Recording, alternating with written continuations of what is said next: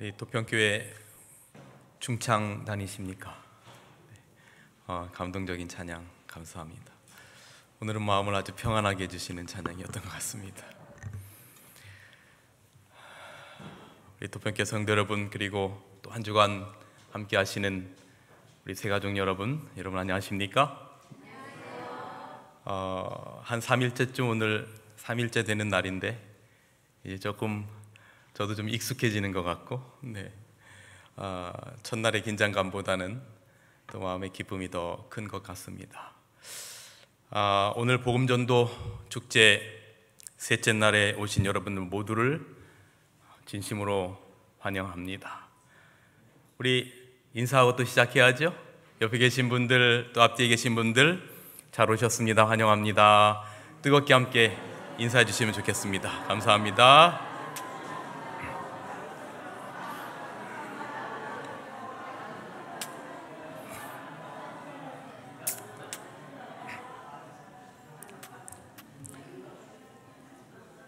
성경 마가복음 2장에는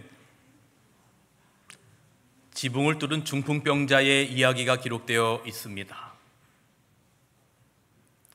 중풍병이 걸려서 그 병을 낫기 위하여 온갖 의원들은 다 만나보고 병을 고칠 수 있는 유명한 소문이 있는 곳들은 다 찾아다녀봤지만 병을 나을 수 없었던 한 젊은이의 절망 어린 눈망울을 아는, 그 애끓는 사연을 아는 절친한 친구들이 있었습니다. 그런데 어느 날부턴가 풍문으로 이상한 소문이 들리기 시작하는 것입니다. 예수라고 하는 사람이 있는데 그 사람이 가는 곳마다 병자들이 나음을 입고 중풍병자가 일어나고 심지어는 죽은 자도 살린다는 그러한 소문이 풍문으로 어디선부턴가 들려오기 시작하는 겁니다. 그러니 여러분, 이 중풍병자의 유일한 소망은, 그리고 그 중풍병자의 애달픔을 아는 그 모든 절친한 친구들은 이 친구를 어떻게 해서든지 예수님을 만나게 해줘야 되겠다라고 하는 생각으로 온통 그들의 삶의 소원이 되는 어느 날, 예수님께서 이 중풍병자가 사는 마을로 오셨다라고 하는 이야기를 듣게 된 것입니다. 성경은 그 장소를 가버나움이라고 말하고 있습니다. 그래서 이제 친구들은 급히 채비를 하고 이 중풍병자 친구를 데리고 그 예수님을 만나게 하기 위하여 예수님이 계신다라고 하는 어느 한 가정집에 갔는데, 얼마나 많은 사람들이 움집해 있는지 도무지 그 예수님께서 계신 곳 가까이에 많은 사람들의 움집으로 인하여 뚫고 들어갈 수가 없는 겁니다. 웬만하면 그냥 포기하고 돌아갈 만도 한데, 이 중풍병자의 친구들은 이 친구의 절망이 무엇인지를 알기 때문에 반드시 이 친구를 예수님을 만나게 해주겠다는 생각을 한 것이죠. 그래서 성경에는 이 친구들이 예수님께서 성경을 가르치고 있는 그 집의 지붕을 뚫었다라고 말합니다. 오늘날 이럴 지붕 같으면 엄두도 나지 않지만 예수님 당시에 집 구조상 지붕을 뚫을 수 있는 그런 구조였습니다. 그래서 성경은 기록하기를 그 중풍병자의 친구를 여러분 앞에 보이는 이 그림처럼 친구들이 이제 내 귀퉁이에 매달아서 예수님께서 계신 그 곳으로 내리는 것입니다. 갑자기 천장에서 이상한 소리가 나고 뭔가 지붕이 뜯어지는 소리가 나니까 모든 사람들의 이목이 바로 그 천장을 향했겠지요. 그리고 한 사람이 거기로부터 내려오는 것입니다. 그런데 성경은 뭔가 앞뒤가 맞지 않는 이야기를 하는 것 같은 뉘앙스의 내용이 기록되어 있습니다.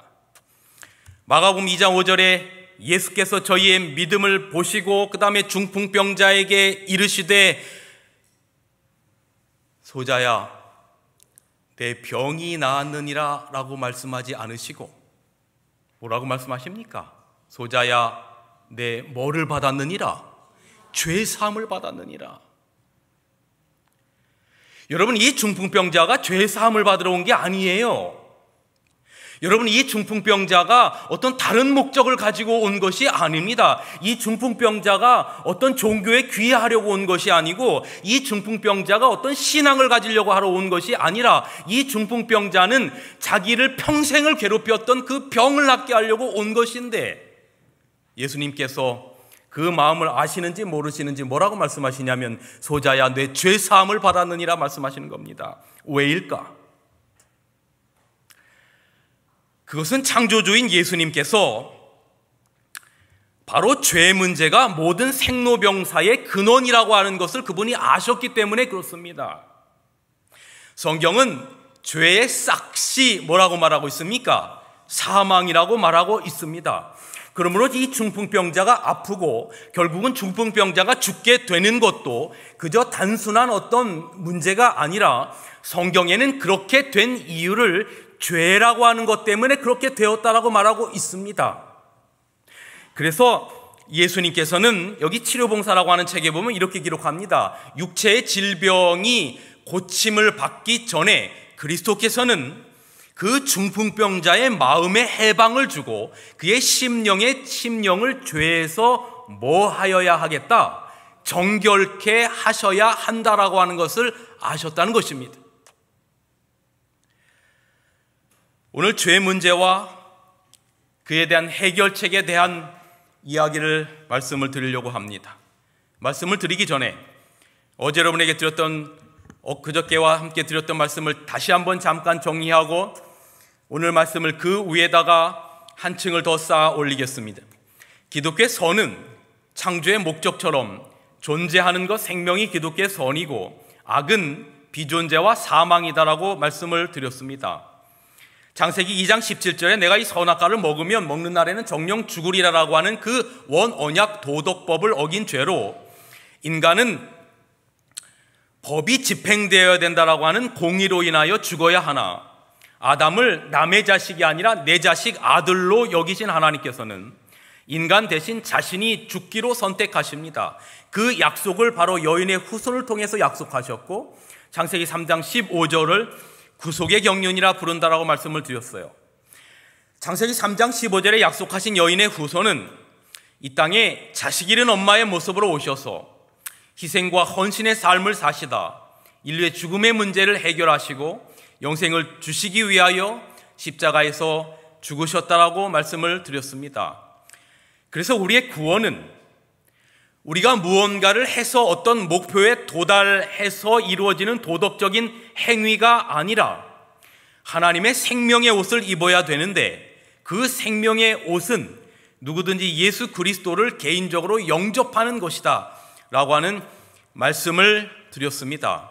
오늘은 죄와 하나님의 의에 대한 말씀을 드리겠습니다.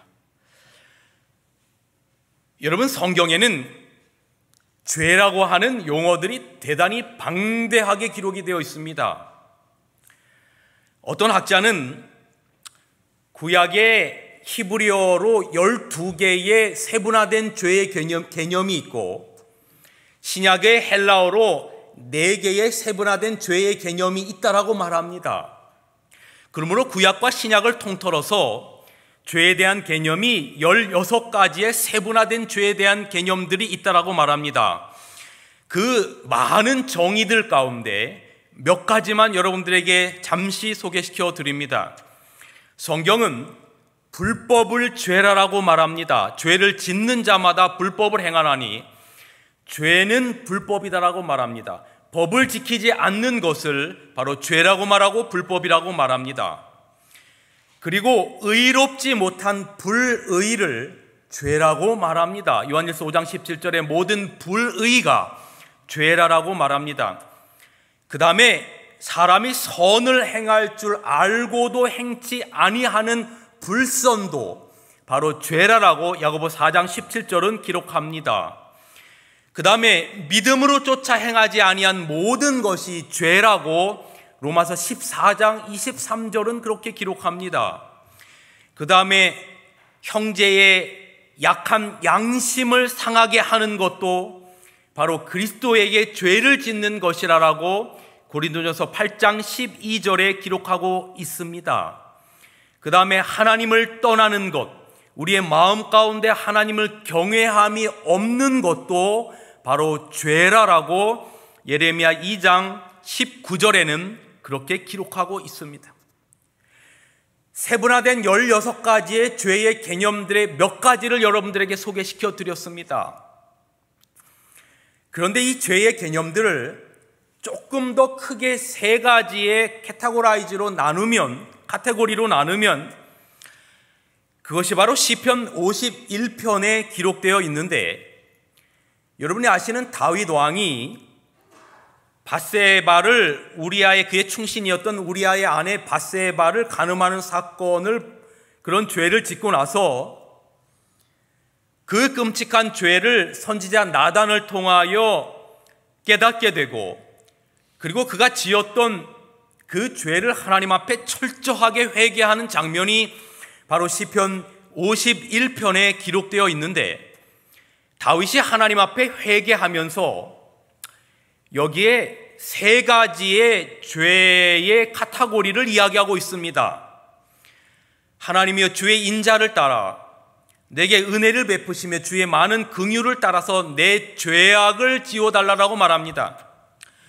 그 다음에 나의 죄악을 맑게 씻기시며 그 다음에 나의 죄를 깨끗하게 해달라고 말하고, 그 다음에 물은 나는 내 죄과를 안다라고 말하고 있습니다.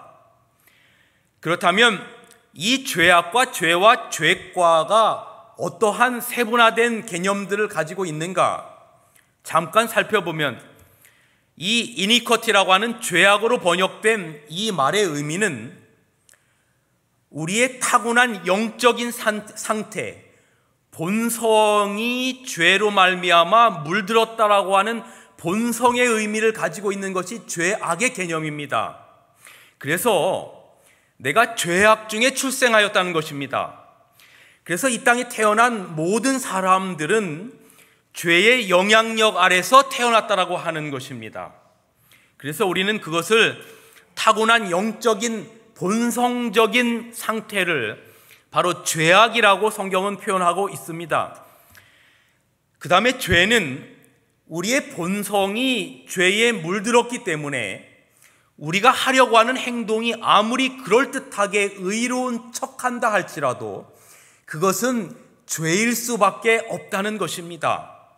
우리가 활을 쏘는데, 얼마 전에 아시안게임을 통해서 예를 들어서 양궁을 하거나 이렇게 활을 쏘지 않습니까? 활을 쏘는데 만약에 화살 자체가 삐뚤어져 있으면 아무리 정조준을 하고 쏜다 할지라도 정확하게 관역에 꽂을 수 없는 것과 같은 이치입니다. 그래서 이 죄라고 하는 영어로 쓰인 그 다음에 이 하마르티아라고 하는 말의 의미는 관역을 벗어난다는 말의 의미가 있어요. 본성 자체가 죄로 구부러져 있기 때문에 아무리 의로운 척 한다 할지라도 우리가 하는 행동은 죄일 수밖에 없다라고 하는 것입니다. 그 다음에 죄과라고 하는 개념은, 이건 약간 이 영어로 transgression이라고 하는 말의 의미는 알면서도 불순종하는 약간 의도적인 불순종입니다. 그래서 이러한 죄의 개념들이 있는데, 우리에게 죄가 있으면 절대로 의인이 될 수 없고 죄인은 절대로 하늘나라에 갈 수 없습니다.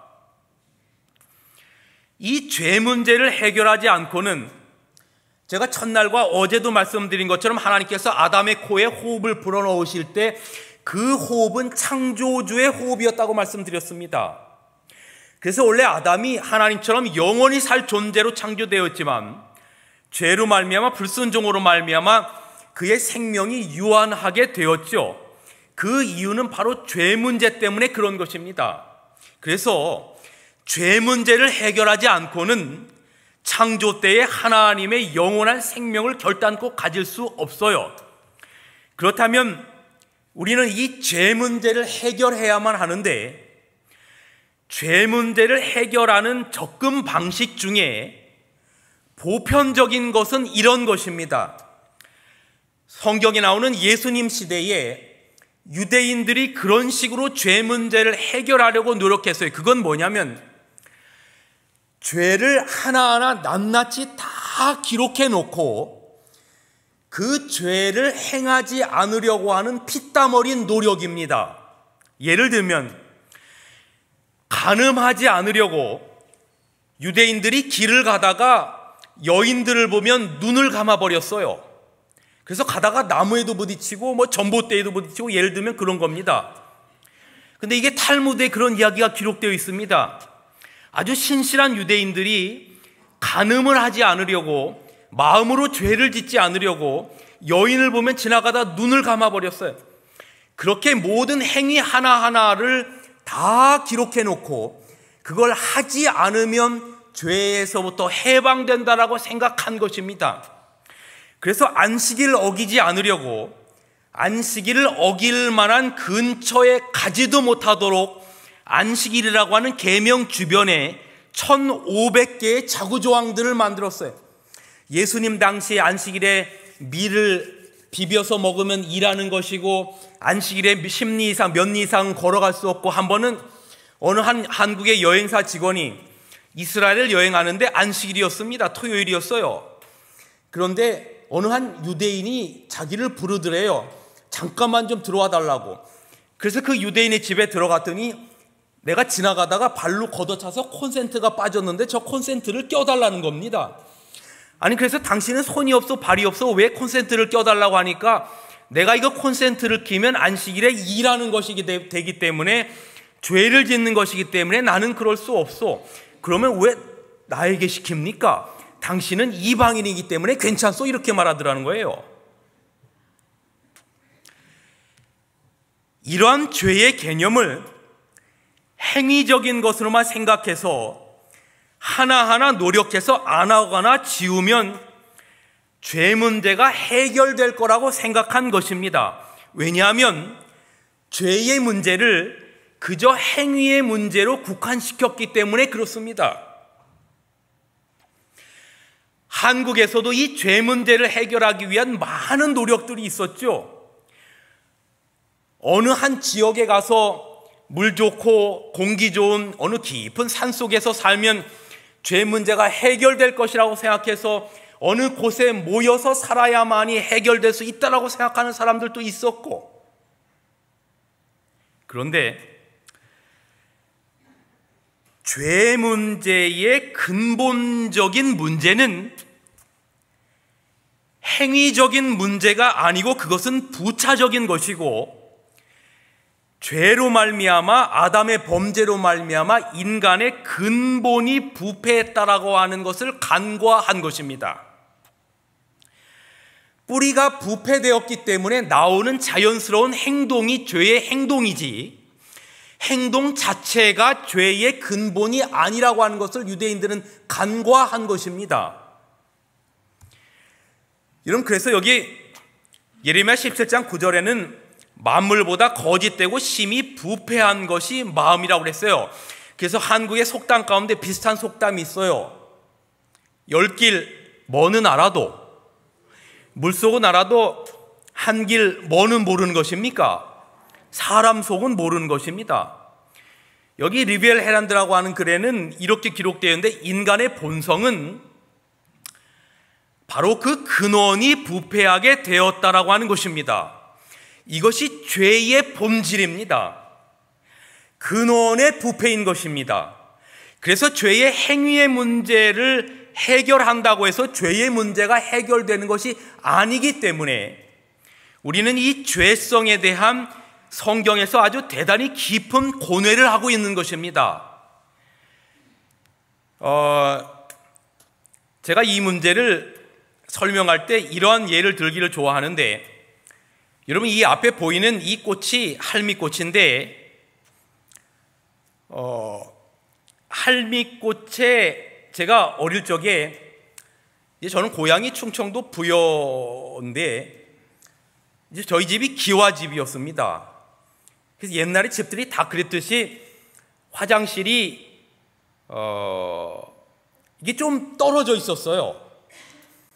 근데 그 화장실 가는 게 참 보통 곤욕이 아니에요. 겨울에는 추워서 힘들고 여름에는 뭐 때문에 힘듭니까? 식사 맛있게 하고 오셨는데 너무 깊은 상상을 하지 마시기 바랍니다. 이게 그 안에서 뭔가 생명체가 살죠. 그리고 냄새가 뭐 보통 냄새가 아닙니다. 벌써 제 코에는 그 냄새가 나는 것 같은데, 근데 그 안에 사는 생명체를 죽이려고 제 어릴 적에 농약을 갖다 부어도 이게 잘 웬만해서는 잘 죽지 않더라고요. 또 살아나요. 그런데 어느 날 제가 어렸을 때 저희 할아버지 아버지께서 어느 한 뿌리를 가져다가 그 뿌리를 즙을 내서 그 위에다가 뿌리니까 그 생명체가 씨가 말라요. 그게 뭐냐면 할미꽃 뿌리입니다. 할미꽃 뿌리는 제가 잘은 알지 못하지만 한방에서 백동이라고 해서 이게 아주 독이 들어있는 건데 적절하게 쓰면 약이 된다고 해서 뭐 약으로 쓴다는 얘기도 들었는데 그 정보가 제가 정확한지는 잘 모르겠습니다. 여러분, 할미꽃이 늘 고개를 숙이고 있다고 해서 뭐 겸손해, 우리가 뭐 못생겼다, 할미꽃 같다는데 사실 할미꽃이 얼마나 예쁜지 몰라요. 겸손의 상징이라고 말하는데 그 겸손의 상징인 꽃뿌리에는 생명을 죽이는 독이 들어있는 것입니다. 우리가 아무리 목사라고 넥타이를 메고 여러분들 앞에서 설교를 한다 할지라도 하나님께서 보실 때 저의 본질은, 아무리 고개를 숙인다 할지라도 이 본질은 생명을 죽일 수밖에 없는 독이, 죄성이 내 안에 들어있는 것입니다. 그래서 여기 정로의 계단이라고 하는 책에는 이런 말이 기록되어 있는데, 아담은 타락하기 전에는 하나님의 율법을 지킴으로 의로운 품성을 이룰 수 있었다. 에덴 동산에서는 선악과 먹지 않으면 의로운 품성을 이룰 수 있었던 것입니다. 그러나 그 일은 아담이 선악과를 먹음으로 말미암아 실패하였고, 다시 말하면 우리가 도덕적인 무언가를 해서 죄 문제를 해결하거나 우리의 노력으로 말미암아 온전한 의로운 품성을 이룰 수 있다라고 하는 것은 아담이 범죄 이후에 실패하였고, 그의 범죄로 인하여 우리의 본성이 타락하게 되어서 우리는 스스로 의로울 수 있다 없다, 의로울 수 없다라고 말합니다. 다시 말하면 아무리 죄의 목록들을, 자구조항들을 다 나열해놓고 그걸 하지 않으려고 깊은 산속에 들어가 있어도 그것이 우리를 하나님께 나아가게 하는 의로운 품성을 이룰 수 없다라고 말하는 것입니다. 그래서 여기 또 다른 책에는 이렇게 기록하고 있는데, 순종을 조건으로 사람에게 약속된 불멸은, 순종을 조건으로 사람에게 약속된 영원한 생명은 범죄로 말미암아 잃어버린 바 되었다. 아담은 자신이 소유하지 못한 것을 그의 후손에게 전해줄 수 없었다. 그래서 아담의 범죄 이후에 인간의 구원이 사람의 도덕적인 노력이나 우리가 무엇을 하지 않아서 무엇을 해서 순종을 통해서 오는 것은 불가능함을 하나님께서 아신 것입니다. 그래서 제가 첫날에 이번 주 일주일 동안 드릴 말씀의 근간이 기독교의 선의 개념이 도덕적인 개념이 아니라고 드린 말의 이유가 거기에 있는 것입니다. 우리가 그 어떤 도덕적인 선을 행한다 할지라도 그것이 우리가 영원한 생명을 얻는 하나님께 온전히 의롭게 되는 일은 불가능하게 된 것입니다. 그래서 사도 바울이 그 문제를 깨닫고 절망했는데, 그 절망의 탄식이 바로 로마서 7장 24절입니다. 오호라, 나는 곤고한 사람이로다. 이 사망의 몸에서 누가 나를 건져내랴. 내 자신을 아무리 보아도 부패한 본성의 문제를 해결할 수 없기 때문에 죄의 문제를 해결하지 못하면 사망의 문제를 해결하지 못하기 때문에 구원받을 수 있는 길이 없다라고 하는 바울의 절규이며 탄식인 것입니다. 인간의 편에서 그 어떤 노력도 방법도 이 죄 문제를 해결할 방법이 없어요. 죄 문제를 해결하지 못하니까 사망 문제를 해결할 수 없고 구원받을 방법이 없어진 것입니다. 그래서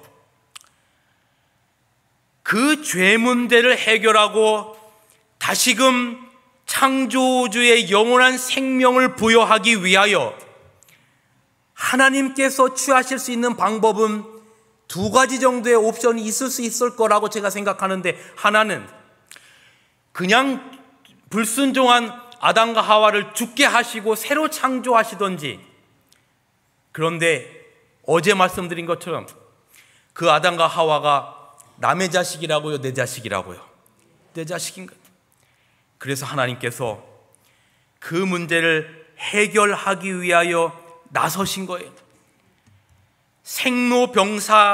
생로병사에서 사람이 태어나서 늙고 병들고 마침내 죽음으로 갈 수밖에 없는 길에서 다시금 생로병사생으로 가기 위해서는 죄 문제를 해결해야 되는데, 이 죄 문제를 인간의 편에서 해결할 수 없자 어제 말씀드린 창세기 3장 15절에 구속의 경륜이 발동되는데, 바로 하나님의 아들 예수 그리스도, 여자의 후손이신 그리스도께서 나서신 것입니다. 죄 문제를 해결하시기 위하여 나서신 것입니다. 인간의 편에서 해결할 수 없는 죄 문제를 그분이 대신 해결해 주시기 위해서 나서신 것입니다. 인간의 편에서 해결할 수 없는 사망의 문제를 대신 해결하시고 창조주의 생명으로 다시금 회복하시기 위하여 하나님의 아들이 나서신 것입니다. 이것을 성경에는 바로 하나님의 의라라고 표현했어요. 여기 로마서 3장에는 그 하나님의 의를 뭐라고 기록하고 있냐면, 예수 그리스도를 믿음으로 말미암아 모든 믿는 자에게 미치는 하나님의 의인이 차별이 있어요, 없어요? 없다는 것입니다. 키가 크거나 키가 작거나 하나님의 의 예수 그리스도가 구원을 주시는 데는 차별이 없다는 것입니다. 돈이 많거나 돈이 없거나 차별이 없다는 것입니다. 남자나 여자나 성별에 차별이 없다는 것입니다. 피부 색깔에 차별이 없다는 것입니다. 교육의 정도에 차별이 없다는 것입니다. 모든 사람이 죄를 범하였으니 하나님의 영광에 이르지 못하더니 그리스도 예수 안에 있는 속량으로 말미암아, 예수 그리스도의 십자가의 보혈의 공로로 말미암아 우리는 하나님의 은혜로 값 없이 의롭다 하심을 입은 자 되었느니라. 아멘.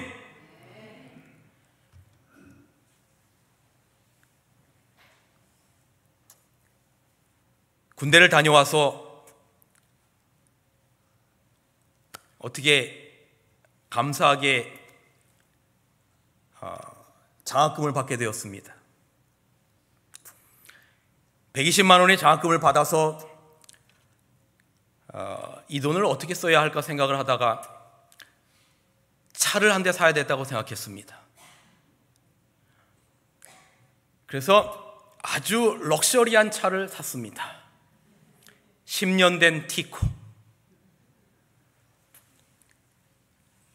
40만 원을 주고 샀습니다. 그냥 누가 거저 준 것입니다. 나머지 가지고 책임보험만 간단하게 들고 차를 깨끗이 세차하고 또 이 차에다가 뭣도 부린다고 스티커도 갖다 붙이고 자가용 오너가 된 것입니다. 기숙사에서 차를 가지고 있다고 하니까 얼마나 많은 사람들이 저를 찾아오는지, 특별히 저녁에 형님 차 좀 빌려주세요. 왜? 후문에 가서 먹을 것 좀 사오게요. 어느 날 이 차를 가지고 아버지 집에 가게 되었습니다. 지금은 저희 집까지 고속도로가 잘 나 있지만 그 당시만 해도 저희 집에 가려면 가장 버스가 가는 정상적인 루트는 남부터미널에 가서 천안에 가서 공주에 가서 부여로 가서 거기서 또 털털거리는 옛날에 신장로라고 그랬어요. 신장로를 한 30분 가면 충청남도 부여군 은산면 은살리 111번지 제가 태어난 곳입니다. 근데 그건 버스를 타고 다닐 때 얘기고 이제 제가 자가용언어가 된 것 아닙니까? 그래서 천안에 가서 온양 쪽으로 가다가 육으로 빠져서 가면 훨씬 길이 단축됩니다. 시간이. 근데 길은 좋지 않습니다. 어느 날 아버지 집에를 가는데 기름이 거의 끝쪽에 있는 것입니다. 근데 아버지 집에 가면 기름을 누가 넣어주시나요? 아버지가 넣어주셔요. 가다가 넣으면 누구 돈을 써야 되는 겁니까? 제 돈을 써야 되는 겁니다. 그래서 제가 그런 머리에 비상하거든요. 어떻게 해서든지 아버지 집까지 가리라 경제운전을 하면서 집까지 가는데 집을 대략 한 15km 정도 남겨놓고 꽤 높은 미시령처럼 높은 고개는 아니지만 못지않게 높은 고개를 건너야만이 이제 집을 가는 것입니다. 고개를 꼬불탕 올라가는데 갑자기 이 티코가 덜컹 하더니 탁 서버리는 거예요. 근데 제가 뭐를 알고 있었냐면 경고등이 들어와도 티코는 휘발유 냄새만 맡아도 갈 수 있다고 그 당시에 하도 유행을 해가지고 아직 경고등도 안 들어왔으니까 집까지 넉넉히 가겠다고 했는데 알고 보니까 이 10년 된 고물 티코가 경고등도 나가버린 것입니다. 그래서 경고도 안 하고 이 꼬불탕 올라가는 그 고개 중간에 딱 서버린 것입니다. 근데 문제는 위에서부터 차가 오다가 코너를 돌면서 제 차를 발견하고 그 브레이크를 밟으면서 서니까 자칫 잘못하면 사고가 나겠는 거예요. 그래서 제가 이 티코를 옆쪽으로 옮겨야 되겠다고 생각을 했어요. 그럼 제가 힘이 세 보입니까? 안 세 보입니까? 그걸 또 이렇게 노골적으로 안 세 보인다고 말씀하십니까? 그래서 어떻게 했냐면 핸들을 완전히 이쪽 오른쪽으로 틀고 사이드를 당겼던 거를 잽싸게 내리고 티코 문을 딱 열고 문을 딱 닫고 뒤로 와서 티코를 딱 받쳤습니다. 그리고 젖먹던 힘까지 다해서 티코를 한쪽 구석으로 밀으려고 아무리 노력을 해도 이 티코의 중력이 얼마나 무거운지 점점 뒤로 밀리는 거예요. 옆에는 천길 낭떠러집니다. 그 순간 고민하는 거죠. 티코를 포기할 것이냐, 목숨을 포기할 것이냐. 뭘 포기해야 됩니까? 이야, 이 티코를 도대체 내가 어떻게 애지중지한 티코인데 이걸 포기해야 되나. 그 순간 만감이 교차하는데 그래도 이렇게 죽을 수는 없는 겁니다. 그래서 정말 아깝지만 옆으로 비켜놨어요. 티코가 굴러가라고. 근데 이 티코가 굴러가다가 갑자기 어딘가에 덜컥 걸리는 듯한 소리가 나서 더 이상 내려가지 않는 거예요. 어디에 걸렸을까요? 내가 어디서 이걸 물어보니까 어떤 분이 하나님의 천사가 잡아주셨대. 하나님의 천사가 잡아주셨는지 안 잡아주셨는지 저는 보지는 못했고, 이게 한 10m 간격으로 있는 뭡니까 이거 밤에 이렇게 그 가드레일에 티코 뒤 중간이 딱 걸린 것입니다. 그래서 뒤로 안 굴러 떨어진 거예요. 얼마나 감사한지 할렐루야 그렇게 거기서 외쳤죠. 그리고 이제 차는 한쪽으로 이미 내려와 있기 때문에 스마트폰도 없는 상태에서 뛰어서 올라갔습니다. 그 꼭대기에 공중전화 박스가 있었어요. 휴게소 같은 게 있고 아버지께 전화를 걸었습니다. 아버지 상황이 이러이러하니 빨리 트럭 한 대 가져다 주시고 그 다음에 밧줄 하나 갖고 오셔서 저를 이 사망의 음침한 구렁텅이에서 빨리 좀 벗어나게 해달라고. 아버지가 얼마나 바쁘셨는지 10분 만에 오셨어요. 그리고 트럭의 뒤와 티코의 앞을 묶고 그 다음에 얼마 가꾼 그 휘발유를 넣은 다음에 시동을 걸고 아들 내가 1단을 넣고 불응하면 아들도 일단을 놓고 부릉해서 나와라. 내 아버지 일단을 놓고 앞차가 부릉하니까 제가 일단을 밟고 나가니까 그렇게 중력이 무거워서 저를 뒤로 점점점 밀어냈던 그 티코가 얼마나 가볍게 팡 치고 나가는지 말이죠. 제가 그때 배웠던 교훈이 뭐냐면, 여러분, 죄의 중력은 사도 바울이 고백하는 것처럼 오호라 나는 곤고한 사람이로다, 이 사망의 몸에서 누가 나를 건져내려라 할 만큼 우리를 저 깊은 수렁텅이로 점점 우리를 빠뜨리는 것이 죄의 무게고 중력입니다. 그런데 그 절망스러운 순간에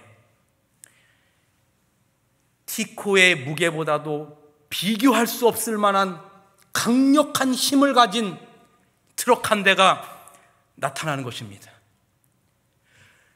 인간의 노력으로 해결할 수 없었던, 그래서 마침내 죽음으로 갈 수밖에 없었던 그 죄의 깊고 깊은 영향력에서 우리를 마침내 건져내기에 능한 아주 강력한 트럭 한 대가 나타났는데, 그것이 바로 하나님의 의라라고 말하는 예수 그리스도의 속죄의 피인 것입니다. 여인의 후손, 즉 예수 그리스도께서 AD 31년 유대력 1월 14일 그 갈보리 언덕, 죄 없으신 하나님의 아들께서, 온 우주의 사령관께서 여러분과 저의 죄의 문제를 해결하시고자 십자가에 못 박히시고, 인류의 죄의 무게가 너무나 무거워서 심장이 파열되시면서 돌아가실 때 그분이 말씀하시죠. 아버지,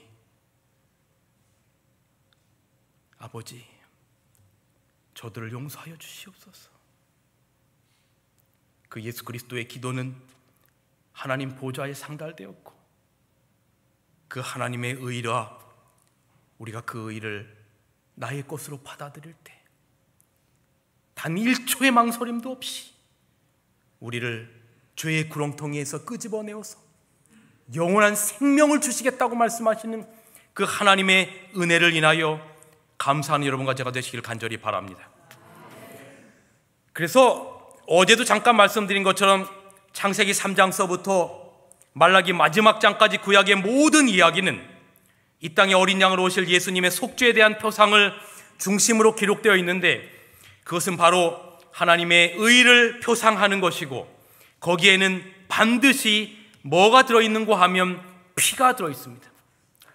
우리가 그 의를 인하여, 그 피를 인하여 의롭다 하심을 얻었은 즉 피 흘림이 없은 즉 사함이 없느니라. 예수 그리스도의 속죄의 공로 안에만 우리의 죄 문제를 해결하고 우리의 구원이 있다는 것입니다.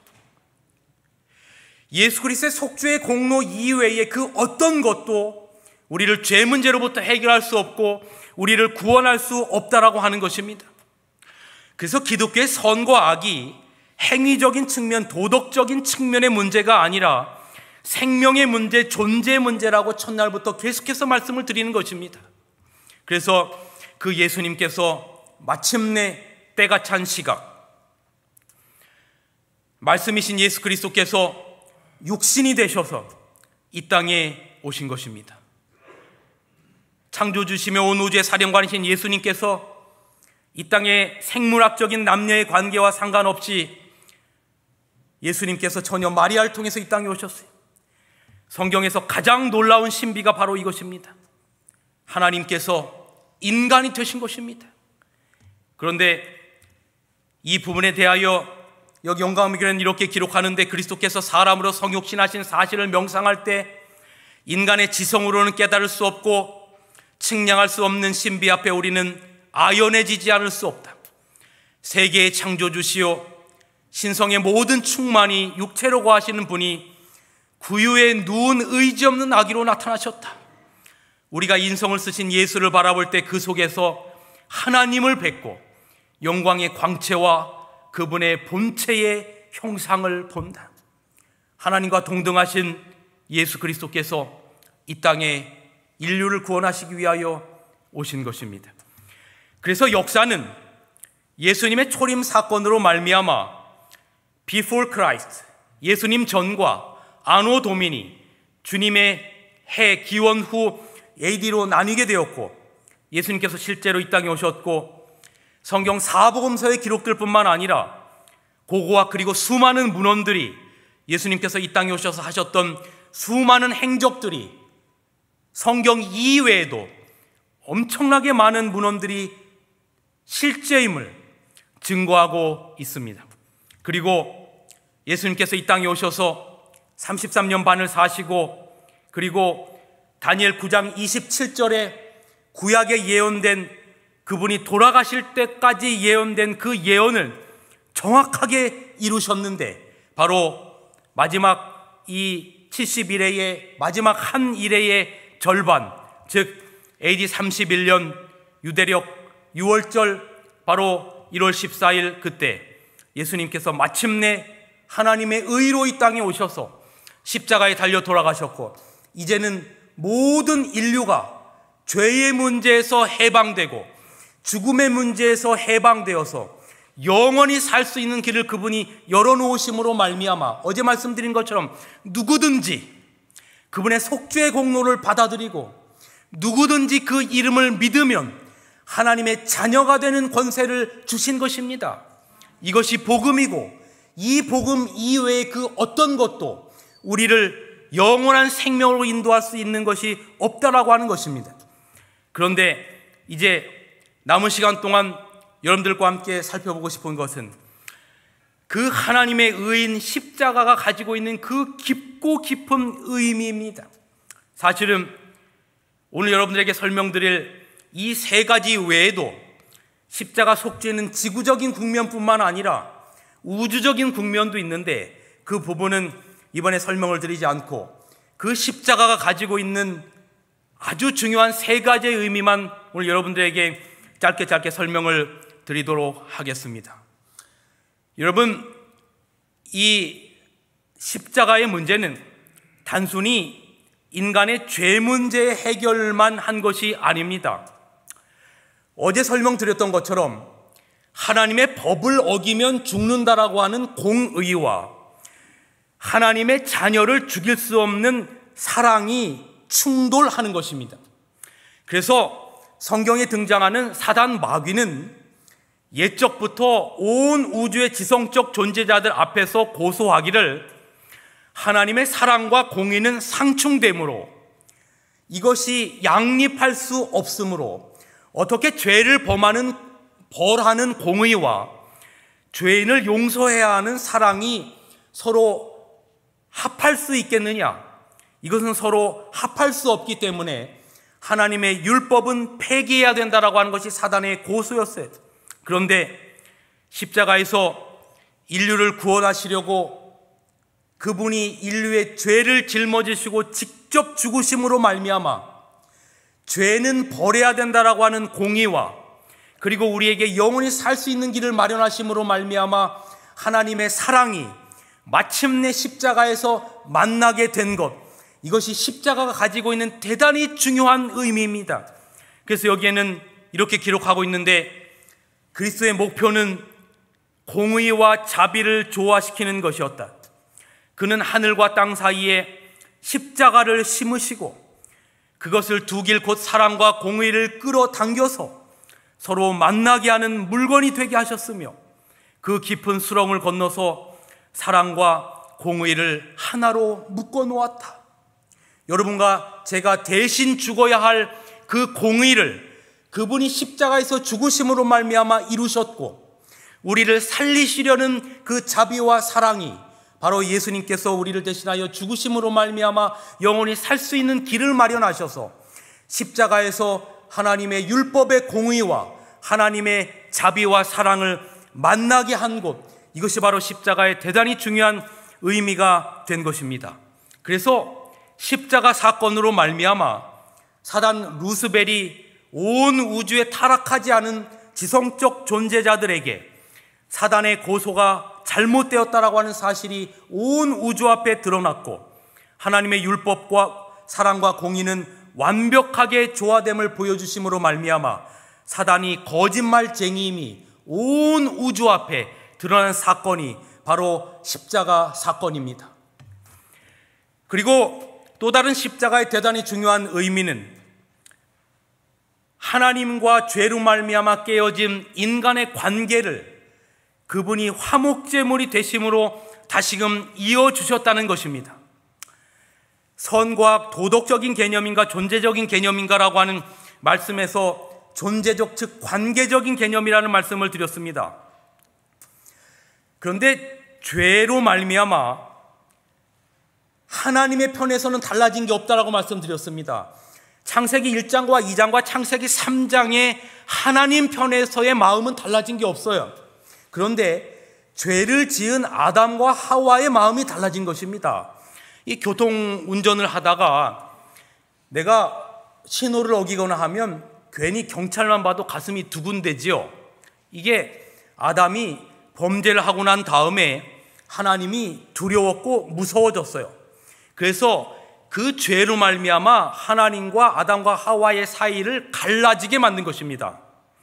그런데 예수님께서 이 땅에 오심으로 십자가의 죽으심으로 말미암아 이 그림에서 말하는 것처럼 한 손으로는 하나님의 손을 붙잡고 한 손으로는 죄인의 손을 붙잡아서 이것을 예수님께서 십자가에 자신이 제물로 태워짐으로 말미암아 하나로 연결시켜 놓은 가교의 역할을 바로 십자가가 한 것입니다. 깨어진 관계를 잇는 접착체의 역할을 주님께서 하십니다. 이걸 바로 성경에는 화목제물이라고 표현하고 있어요. 그래서 로마서 3장 25절에 이 예수를 하나님이 그의 피로 말미암아 믿음으로 말미암는 화목제물로 삼으셨으니 이는 하나님께서 길이 참으시는 전에 우리가 전에 지은 죄를 잊어버리심으로 자기의 의로우심을 나타내려 한다라고 하는 것입니다. 그리고 마지막 세 번째, 십자가 그 깊고 깊은 의미의 세 번째는 십자가로 말미암아 죄의 본질인 본성인 타락한 우리의 본성까지도 속량하셨다는 것입니다. 여러분 이 말씀을 보시기 바랍니다. 하나님의 아들은 우리가 가진 뭐를 속량해 주셨다? 자, 여러분 우리가 잊지 말아야 될 게 뭐냐면 예수님의 십자가의 피의 공로가 우리가 남의 물건을 훔치고 도적질하고 간음하고 때로는 살인을 하고 하는 이런 도덕적인 죄의 행위의 문제의 용서에 국한된 것이 아니고 하나님의 아들의 속죄의 공로는 우리가 가진 죄의 본성의 문제를 해결했다는 것입니다. 그래서 우리는 그리스도의 의를 인해서 용서를 받고 그 다음에 노란 글씨 다 같이 한번 읽어주시기 바랍니다. 마치 시작. 마치 한 번도 죄를 범하지 않은 사람처럼 하나님 앞에 뭐 할 것이다? 마치 한 번도 죄를 범하지 않은 사람처럼 하나님 앞에 설 것이다. 여러분 아멘입니까? 그래서 여호와께서 말씀하시되 오라 우리가 서로 변론하자. 너희 죄가 주홍 같을지라도 눈과 같이 뭐 할 것이요. 이게 나의 행위의 죄 하나하나가 용서되어서 눈과 같이 휘어지는 게 아니고 그러면 눈과 같이 휘어질 수가 없어요. 죄의 본성의 문제를 속량해 주셨기 때문에 우리가 뭐처럼 희겠다는 말하는 것입니까? 눈과 같이 휘어질 것이요 지름같이 붉을지라도 뭐같이 되리라? 양털같이 되리라. 그래서 사도 바울이 말하죠. 그런즉 누구든지 그리스도 안에 있으면 새로운 뭐라고요? 이전 것은 지나갔으니 보라 새 것이 되었도다.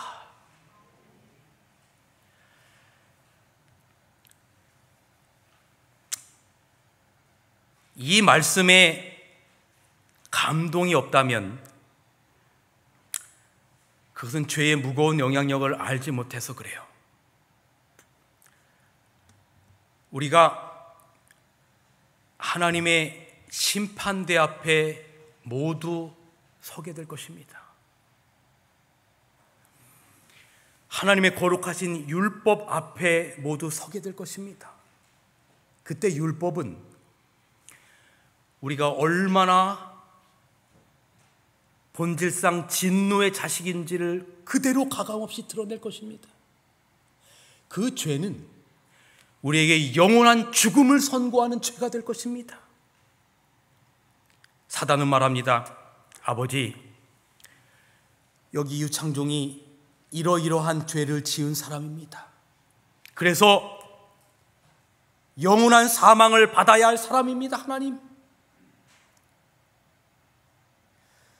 그래서 그 율법 앞에 나는 죄인이고 죽을 수밖에 없는 사망 선고를 받으려고 하는 찰나인데, 그때 하나님의 의, 우리 주님이 우리를 위하여 변호하시는 것입니다. 누가 죄를 범하면 아버지 앞에 우리에게 대언자가 있으니 곧 의로우신 예수 그리스도시라. 그분이 나타나시면서 말합니다. 아버지, 맞습니다.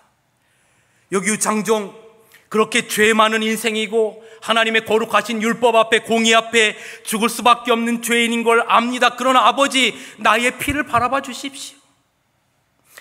유창종의 죄가 아니라 아버지 골고다 언덕에서 흘렸던 아버지의 아들의 피를 바라봐 주십시오.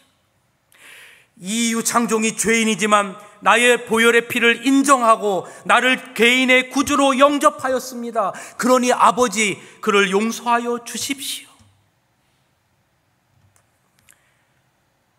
그때 그가 예수 그리스도의 속죄의 공로를 영접한 것이 인정이 될 때 그 이름 앞에는 그의 죄가 도말되었다라고 선언이 된 것입니다. 하나님의 아들은 우리가 가진 본성을 속량해 주셨다.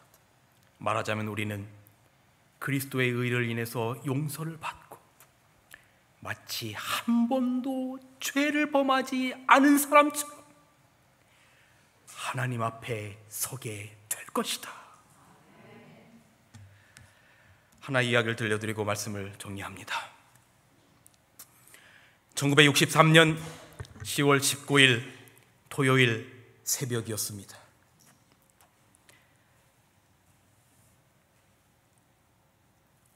대대장 가족 5명과 1명의 가정부를 도끼로 찍어 죽인 고재봉에 대한 기사가 탑 기사로 실렸습니다.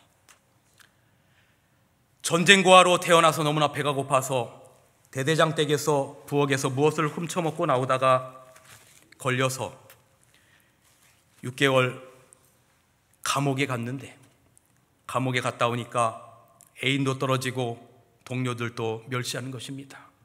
그때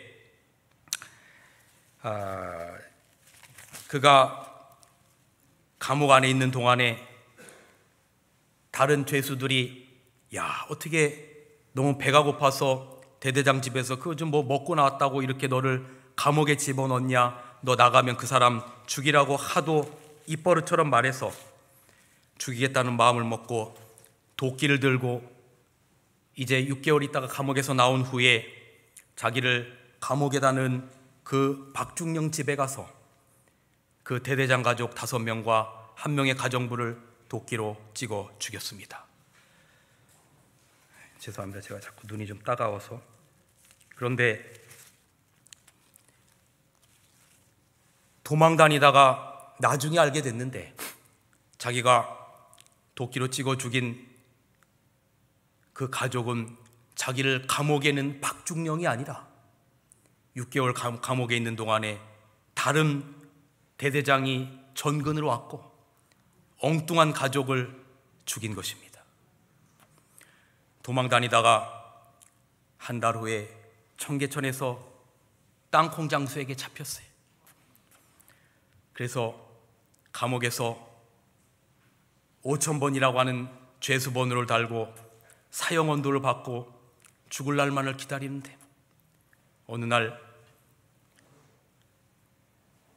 3학년짜리 초등학교 학생으로부터 편지 하나가 날라왔어요. 고재봉 아저씨, 사람들은 아저씨를 살인마라 하는데 저는 아저씨 사진을 보니 그렇게 보이지가 않아요. 아저씨가 그런 일을 한 것은 정말 참마음으로 한 것 아니죠? 고재봉 아저씨, 교회에서 배웠는데 예수님 돌아가실 때도 예수님 옆에서 강도가 사형당했대요. 근데 교회 선생님 말씀이 그 강도도 하늘에 올라가 천사가 되었대요. 회개하고 예수님 믿었기 때문이래요. 그러니 아저씨 이제라도 회개하고 예수님 믿으세요. 저는 친구들과 막 싸움을 했어요. 친구들은 아저씨가 무서운 사람이라고 했어요. 하지만 저는 아니라고 해서 싸웠어요. 아저씨, 저 요즘 매일 아저씨가 하늘 날아가는 착한 사람 되라고 기도드려요. 아저씨 너무 슬퍼하지 마시고 저처럼 꼭 기도하고 주무세요. 가슴에 그 초등학교 3학년짜리 편지를 품고 잠이 들었어요. 그때부터 그는 일평생 처음으로 성경을 읽기 시작했어요. 어느 날 주기도문을 읽습니다. 우리가 우리에게 죄 지은 자를 사하여 주옵시고. 그 대목을 읽다가 고재봉은 생각합니다. 박중령이 왜 나를 그때 용서하지 못했을까? 너무 배가 고파서 그랬는데. 그래서 그 감옥 옆에 있던 그 당시 5.16 당시 최고회의 의장 비서실장이었던 이대령이라고 하는 이인수 교회 다니는 집사님이었는데 그 집사님에게 물었습니다. 집사님, 제가 죽인 사람이 여기 없는데 어떻게 하면 용서받을 수 있지요? 그는 말합니다. 예수님께 용서를 구하라고. 생전 처음 성경을 계속해서 읽었어요. 다른 아이로부터 편지가 날라왔어요. 고재봉 아저씨, 아저씨는 어떤 사람이길래 그렇게 끔찍한 일을 저질렀나요? 나는 아저씨같이 나쁜 일을 하는 사람이 싫고 무서워요. 나도 성이 곧인데 괜히 창피하고 싫어요. 아저씨, 좋은 일 많이 해주세요. 꼭 부탁드려요. 가만히 생각해 보니까 평생 선한 일을 해본 적이 없어요. 고민합니다. 내가 과연 무슨 착한 일을 할 수 있을까? 밤에도 계속해서 성경을 읽었어요. 간수가 와서 불을 끄라고 합니다. 자라. 근데 고재봉은 말합니다. 죽으면 계속 잠잘 텐데요. 그는 변화되고 있었어요. 그가 착한 일을 하기로 결심했는데 이 고재봉의 수기를 보면 전도하기로 결심했다고 그래요. 그래서 이제 전도하는데 사실은 지금 여러분에게 드리는 이 이야기는 죄인 오라 할 때 날 부르소서라고 하는 저희가 신학교 다닐 때 신계현 목사님께서 저희 신학생들에게 다 사서 읽어보라고 하는 책에 나오는 이 고재봉이 나중에 죽고 그걸 다 봤던 사람이 기록한 그 글에 그대로 있는 것을 제가 몇 가지만 전도하는 모습을 표현합니다. 어느 신참 젊은이에게 가서 야, 너 내 이웃을 내 몸과 같이 사랑해봤어? 무슨 말이지요? 야 임마, 너 무슨 말이냐니? 내 이웃을 내 몸과 같이 사랑하라는 예수님 말씀이시다. 글쎄요, 제가 들어보긴 했습니다만요. 임마, 너 그런 거 모르니까 여기 들어오는 거야. 너 잔소리 말고 예수 믿어? 알았어? 고재봉 하면 벌벌 떨어요. 막 간수에 눈을 찌르고 그랬거든요. 너 믿을 거요? 안 믿을 거요? 믿어야죠. 너 임마 젊은 놈이 성경책도 안 보고 기도도 안 하니까 이런 데 오는 거야. 나처럼 되지 말라는 뜻에서 믿으라는 거야. 알았어? 예. 너 말만 하고 믿지 않기만 해봐라. 내가 다음에 혼내줄 테니까. 너 나 누군 줄 알아? 아이고 믿겠다니까요. 그 옆에 있는 죄수에게 갑니다. 너 예수님 누군 줄 알아? 하나님의 아들. 야, 너 아는 척 하지 마. 너 마태복음 12장 34절에 뭐라고 써 있는 줄 알아? 독사의 자식들아, 너희는 악하니 어찌 선한 말을 할 수 있느냐 말씀하셨어. 너 여기서 나가는 날이 얼마 남지 않았는데 예수 믿지 않고 가면 여기 또 와. 믿지 못하면 나같이 돼. 내가 감방 6달 살고 나갔을 때 예수 믿었으면 이렇게 흉악한 살인범이 안 됐을 거야. 그냥 우습게 들으면 안 돼. 왜 쳐다만 봐? 꼭 믿어. 아유, 갑자기 어떻게 해요? 너 갑자기가 뭐야? 나중에 나 고마워하게 될 거야. 나 여기 있을 때 예수 믿으라는 놈 하나도 없었단 말이야. 또 다른 사람에게 가는데, 이제는 좀 나이 든 사람에게 가는데 좀 예의를 차리고 전도합니다. 예수 믿어야 합니다. 로마서 3장에는 이 세상에 의인은 없다고 했는데 난 애초에 친구 잘못 사귀어서 이렇게 사형수 신세가 됐습니다. 옆에 있는 친구가 너 감방 나가면 그 사람 죽이라고 하도 입버릇처럼 말해서 그 나이 든 분이 말하죠. 나도 자네 5,000번 보니 죄수번호가 5000번이었거든요. 예수 믿을 생각이 난다네요. 이런 식으로 5명을 전도했다고 책이 기록하고 있어요. 다른 감방에 가서 전도합니다. 예수 믿으시기 바랍니다. 내가 사형수 고재봉, 저를 살인기라고 합니다. 수감 짓고 자살하려고 무진했었지만 어렵더군요. 이렇게 나쁜 저도 성경을 읽고 구원 얻었습니다. 정말 이 성경이야말로 길이요 진리요 생명입니다. 내가 처음 성경을 읽고 진심으로 주를 믿을 수 있었던 것은 주기도문 때문이었습니다. 여러분, 이 성경을 읽으십시오. 고재봉 때문에 드디어 성경이 감방 안에 들어가기 시작했다고 책에는 기록하고 있어요. 드디어 유가족들에게 회개의 편지를 씁니다. 마지막 시간이 되었어요. 이제 변화된 사람이었어요. 삶의 보람이 생겼어요. 그러나 살고 싶은 욕망마저 포기했어요. 마지막 유검사라고 하는 사람이 면회를 와서 먹을 걸 잔뜩 가지고 왔는데 먹지 않고 그대로 밀어냅니다. 자네 먹기 위해 산다고 말했는데 많이 먹어. 고재봉이 말하죠. 검사님, 내가 먹기 위해서만 살았던 지난 인생을 후회합니다.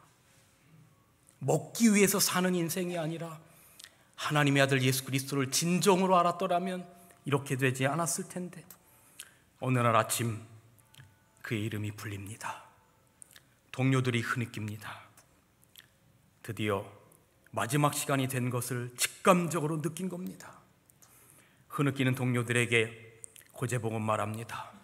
울지 말고 천국에서 다시 만납시다. 옆방 양창수라고 하는 사람에게 가서 자신의 성경을 전하고 말합니다. 울지 말고 천국에서 다시 만납시다. 형장으로 옮겼어요. 헌병, 눈 가리게 하는 헌병, 표적을 다는 헌병 장교에게 수고하십니다. 예수 믿고 구원받으시기 바랍니다. 마지막 군종 장교가 그에게 와서 마지막 소원을 묻습니다. 내가 죽기 전에 기도하고 싶다라고 말해요. 고재봉이 이렇게 기도합니다. 하늘에 계신 아버지, 전도의 열매를 맺게 해주셔서 감사합니다. 지금 감방에 있는 죄수들이 당신을 믿고 구원을 얻었습니다. 총 쏘는 헌병 고통 없고 실수 없게 해주세요. 저 사람은 사람을 죽이기 위해서 저러는 게 아니라 의무를 이행하는 것입니다. 여기 있는 모든 사람이 예수 믿을 수 있도록 도와주세요. 우리나라의 모든 군대들에게 축복을 주세요. 많은 사람들이 감동을 받아요. 드디어 오후 3시 사형 집행을 앞두고 교도관이 마지막 소원을 묻습니다. 이 책에 보면 그가 마지막으로 소원했던 것이 자기가 찬송을 부르다가 얼굴에 웃음을 지으면 쏴달라는 것이었어요. 그가 마지막에 불렀던 찬송이 하늘 가는 밝은 길이었어요. 하늘 가는 밝은 길이 내 앞에 있으니 슬픈 일을 많이 보고 늘 고생하여도. 이 책에 보니까 고재봉이 이 찬미를 부르다가 통곡을 했다라고 기록해요. 그리고 울음을 그치고 그가 마지막에 마지막 절을 부르면서 내가 전성 바라보고 가까이 왔으니 아버지의 영광 집에